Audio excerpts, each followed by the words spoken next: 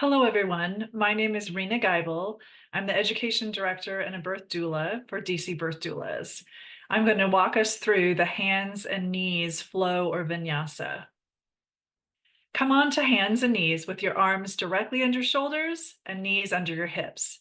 This is your base tabletop position.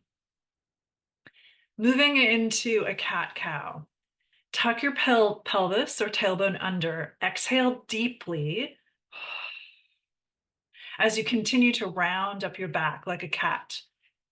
From the arched cat position, inhale deeply, release and untuck your pelvis.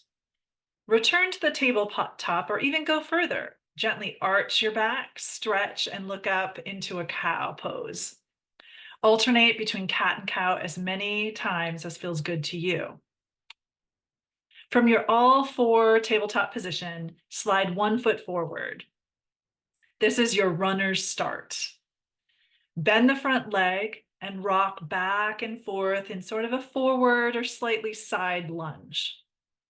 Do this for a couple of minutes or through a couple of contractions. Return to all fours and do large circles with your hips and bottom. Allow your hips to fall back towards your feet, come to the side, and then go around to the other side. Big circles with your hips.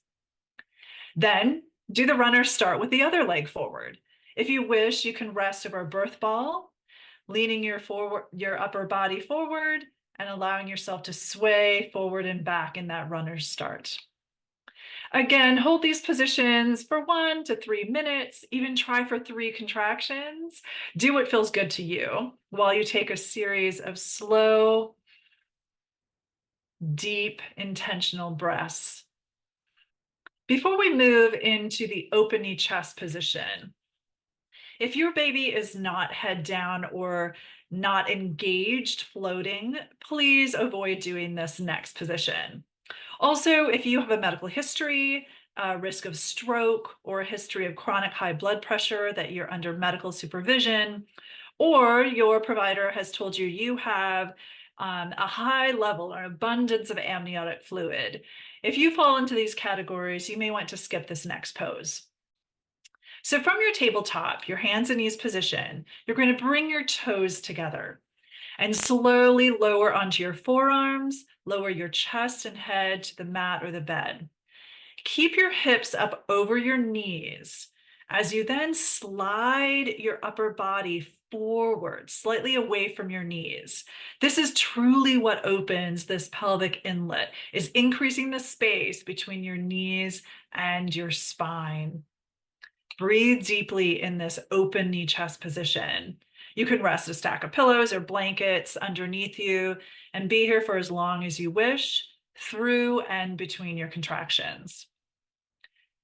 Now, when you come out of this inversion, kneel upright in one straight line from your knees, your hips to the top of your head. Elongate your torso.